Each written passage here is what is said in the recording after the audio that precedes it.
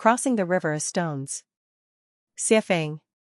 Translation edited by Chinyu. Under the golden sunlight, the sky was vast, with light clouds drifting, and a gentle breeze blowing. A great river sparkled as it flowed slowly. To the east of the river lay a boundless sandy beach, barren and lifeless, with only a few foxes coming to drink from the river in the evening. Occasionally, a lizard could be seen scurrying across the scorching pebbles in search of food, and crabs would sometimes crawl ashore, glance around, and then quickly dive back into the water. On the west side of the river, the scene was entirely different. Instead of a sandy beach, there was a lush wetland filled with herds of cattle and sheep, cranes dancing in the sky, frogs leaping about, and fish and shrimp swimming freely. The river was the boundary, and the scenery on either side was as different as heaven and earth, utterly contrasting. Whenever a light drizzle fell, white mist would spread, or when the clouds reflected the setting sun and a rainbow appeared faintly, a young stone on the eastern shore, named Shirtu, would fall into deep thought. He longed for the scenery on the other side and was tired of the lifeless sandy beach where his family had lived for generations. He wanted to go to the other side, to enjoy the beautiful scenery on the west bank. One day, a torrential rainstorm mixed with hail came pouring down from the sky, causing little Shirtu's back to ache. He could no longer bear it and began to run wildly on the sandy beach, shouting as he ran, "I want to go to the other side. I want to go to the other side." After the rain stopped and the sky cleared, everything became tranquil again, but the sandy beach was in an uproar. "Someone has a wild idea of going to the west side. Poor child, he must be crazy. Ignorance, sheer ignorance. What foolishness. This guy's brain is not normal, he should be sent to a mental hospital for treatment. Whose child is this? How can he talk such nonsense? He should be locked up in prison, we can't let him confuse people with his wild talk. We need to strengthen basic education, or the order of this great sandy beach will be disrupted by such delusional people."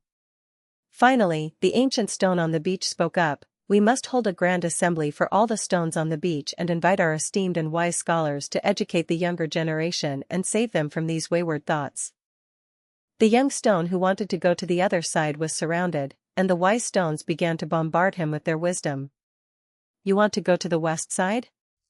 Isn't that just wishful thinking? Have you ever heard of a stone crossing the river?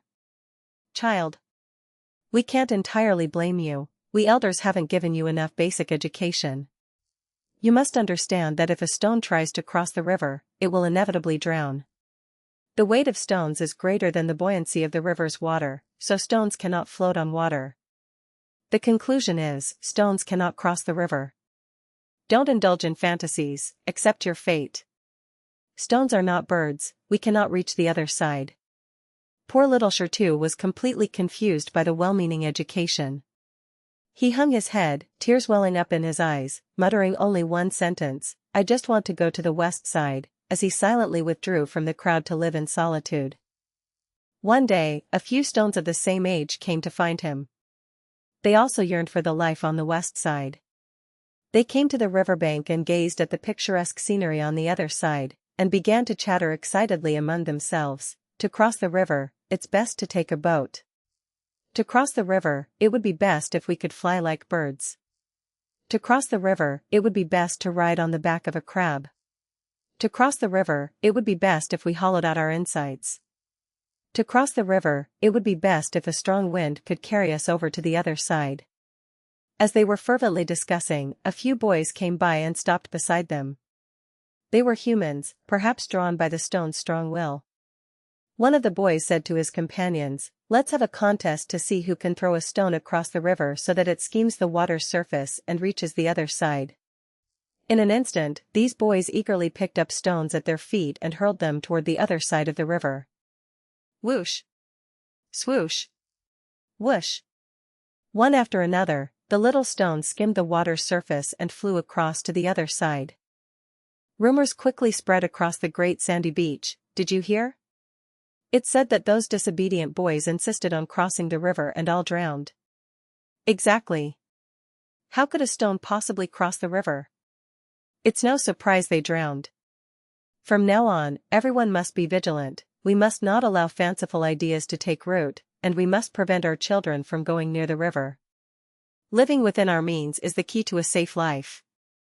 We stones can never cross the river, as the old saying goes, if you don't listen to the elders, you'll drown in the river.